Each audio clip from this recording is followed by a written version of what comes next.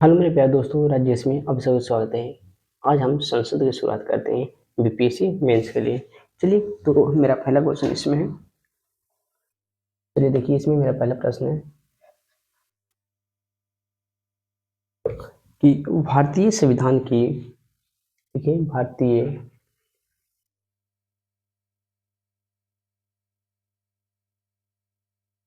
भारतीय संविधान की संशोधन की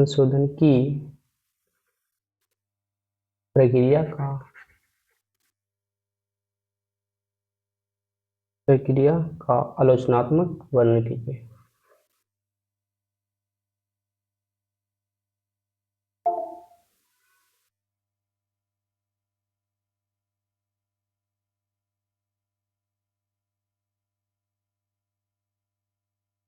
चलिए, ये मेरा प्रश्न है। ये पूछा था 69 में पूछा था बीपीएससी 69 में एक प्रश्न पूछा था। तो देखिए कि जो भारतीय संविधान के संशोधन की प्रक्रिया का आलोचनात्मक वर्णन कीजिए या परीक्षण कीजिए। ठीक है, अब हमको इसको किस तरह से लिखना है, तो चलिए इसको हम शुरुआत करते हैं। सबसे पहले इसकी भूमिका, तो आराम से समझिएगा। चलिए हम इसको लिखते हैं भूमिका।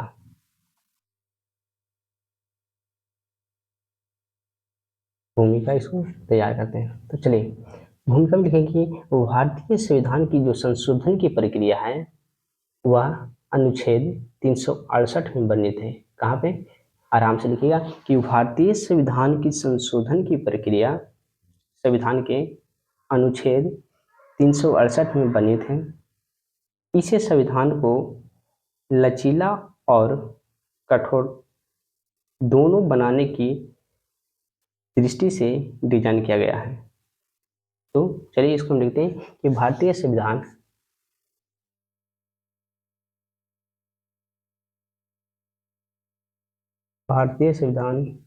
की संशोधन की प्रक्रिया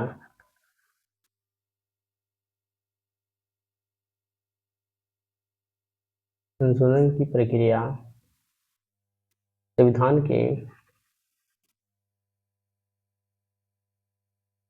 के अनुच्छेद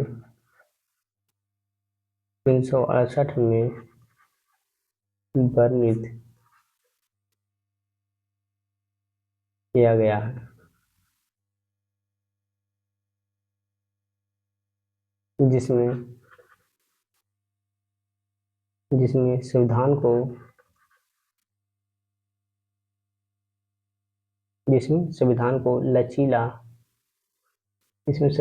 लचीला कठोर लचीला और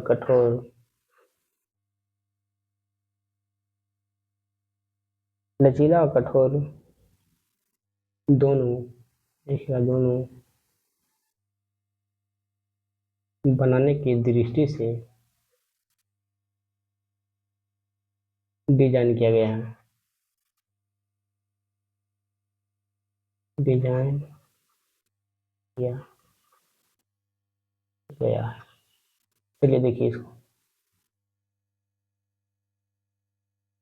देखिए ये मेरी भूमिका है कि जो भारतीय संविधान की जो प्रक्रिया है वह संविधान के अनुच्छेद 368 में वर्णित है। कहाँ पे?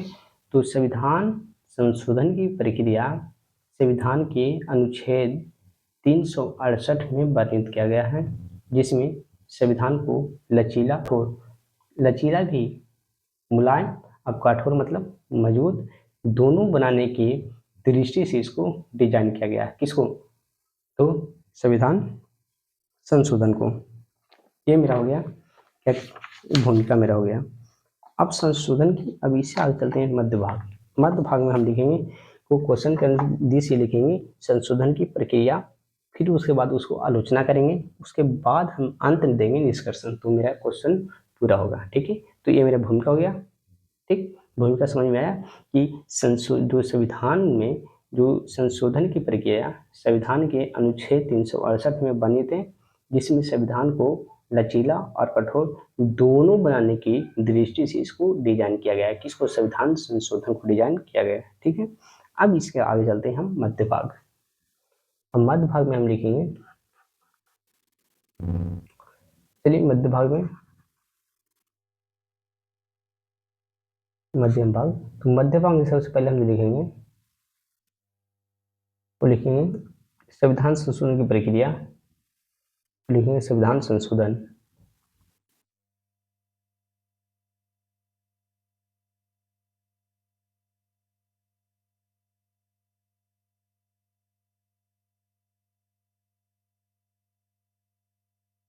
संविधान संशोधन की प्रक्रिया, चलिए अब हम ये लिखते हैं। तो इसमें हम देखें, इसको दो पार्ट हम लिख लेते हैं, इसे दो पार्ट में इसको हम बांट देते हैं। पहला पार्ट मेरा है कि जो संविधान को जो लचीलापन है उसके बारे में देख लेते हैं। तो यहाँ पे लिखते हैं संविधान की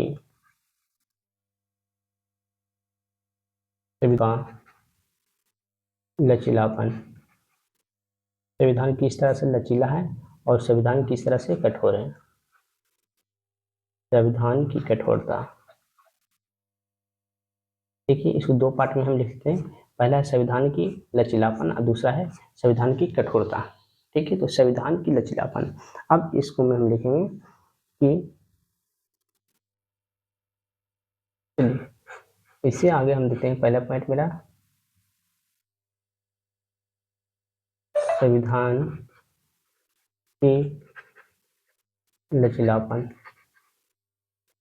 इसको हम लिखेंगे कि जो भारतीय संविधान आंशिक रूप से लचीला है। कैसा है? वो भारतीय संविधान जो है वो आंशिक रूप से कैसा है? लचीला है, क्योंकि इसमें कुछ प्रावधानों में संसद में साधारण बहुमत से भी संशोधन किया जा सकता है।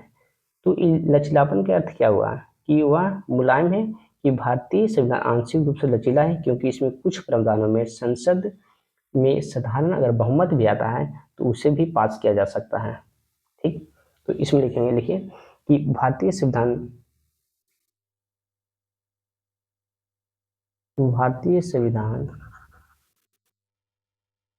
आंशिक रूप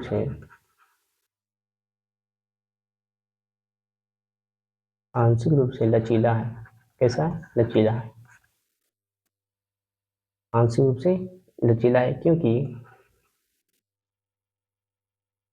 कुछ प्रावधानों में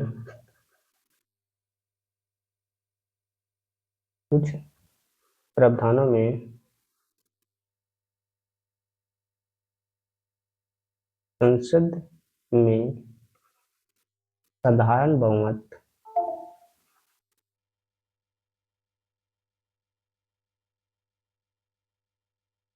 साधारण बहुमत से भी संशोधन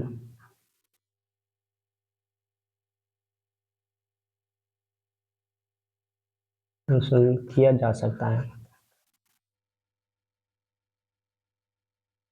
चलिए इसको थोड़ा सा छोटा करके फिर से देख लीजिए। हम लिखें कि संविधान की लचीलापन, इसको लिखें कि जो भारतीय संविधान के आंशिक रूप से ऐसा है लचीला है क्योंकि कुछ प्रावधानों में संसद में साधारण बहुमत से भी संशोधन किया जा सकता है। ठीक, अब मेरा अगला जो पॉइंट था दूसरा, वह दूसरा मेरा था संविधान की कठोरता।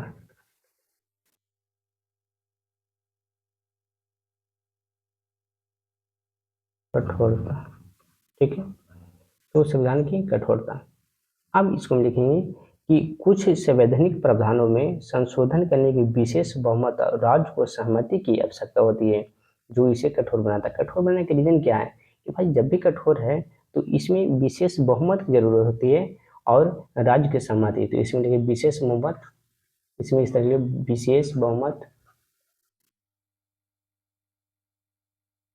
विशेष बहुमत, और राज्य की सहमति।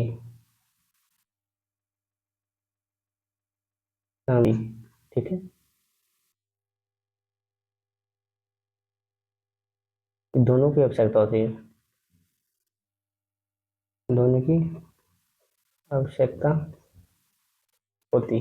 ठीक है, ये हुआ कठोर। कठोर कठोर होने के कारण क्या है कि इसमें विशेष बहुमत भी चाहिए, राज्य की सहमति। अगर दोनों सहमत है तभी ये संविधान में संशोधन हो सकता है, अगर नहीं है तो नहीं हो सकता। ठीक है, तो विशेष बहुमत और राज्य की सहमति दोनों की आवश्यकता होती है।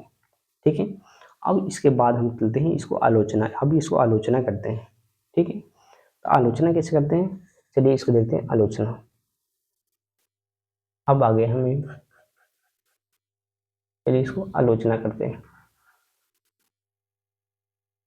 आलोचना, ठीक है।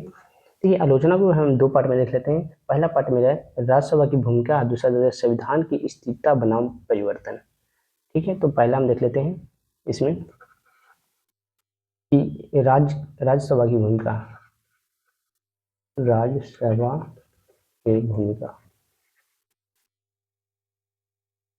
इसमें हम लिखेंगे कि राज्यसभा की भूमिका सीमित है। राज्यसभा की भूमिका क्या है, सीमित है, क्योंकि वह कई महत्वपूर्ण संशोधन में अपने मताधिकार का प्रयोग नहीं कर पाता है। ये राज्यसभा की आलोचना हुआ कि राज्यसभा की भूमिका सीमित है क्योंकि वह महत्वपूर्ण संशोधन में अपने मताधिकार का प्रयोग नहीं कर सकता है। ये राज्यसभा की भूमिका हुआ। तो इसमें लिखें कि राज्यसभा की भूमिका, देखिए राज्यसभा की भूमिका क्या है, सीमित है। राज्यसभा की भूमिका क्या है, सीमित है, क्योंकि आगे लिखिए क्योंकि वह कई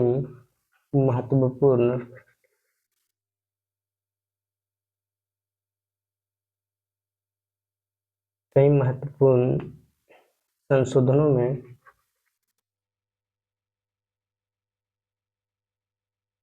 अपना मताधिकार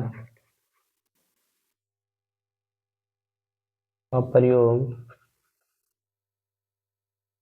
नहीं कर सकता है,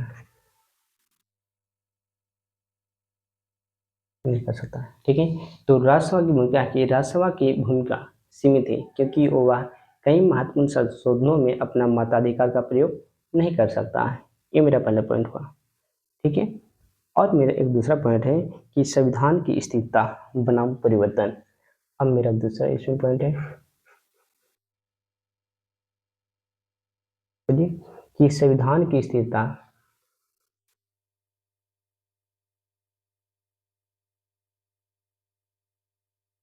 बनाम परिवर्तन।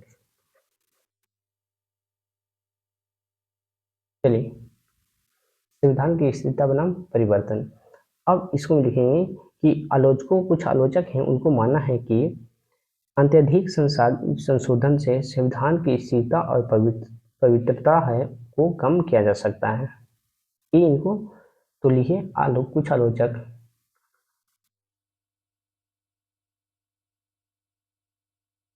कुछ आलोचकों का मानना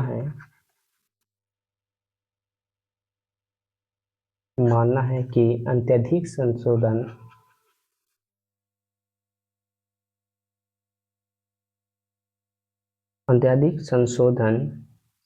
संविधान, देखो, अधिक संशोधनों ने संविधान की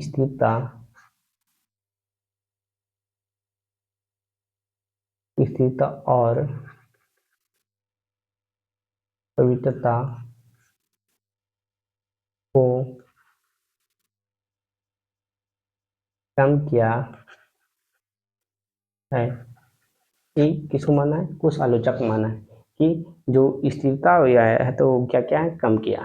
ठीक है, अब मेरा हो गया आलोचना, आलोचना दोनों कर दिए। अब मेरा हो गया निष्कर्षण, अंत में देना है क्या, निष्कर्षण। तो चलिए इसका निष्कर्षण हम कैसे लिखेंगे, देखिए मेरा निष्कर्ष,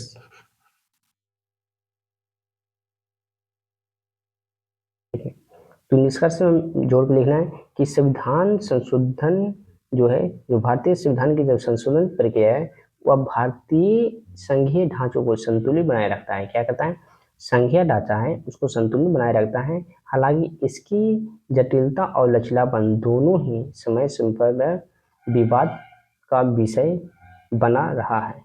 ठीक है, ये मेरा हो गया निष्कर्षण। तो देखिए संविधान के, देखिए इसमें संविधान की संशोधन की प्रक्रिया, संविधान की संशोधन की प्रक्रिया भारतीय ढांचे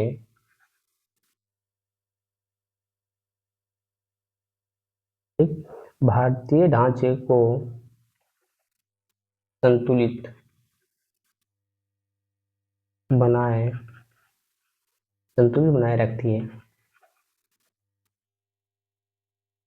संतुलित बनाए रखती है। हालांकि आगे देखिए, हालांकि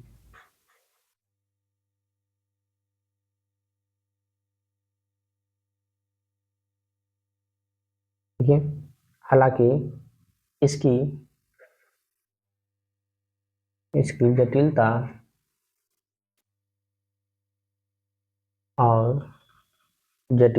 और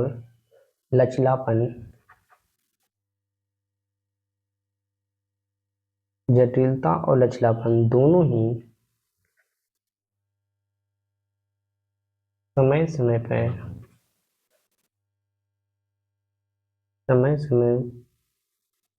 पर विवाद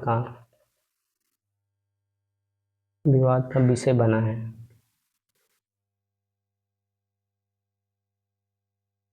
विषय बना रहा है, ठीक है, ये मेरा हुआ निष्कर्ष। देखिए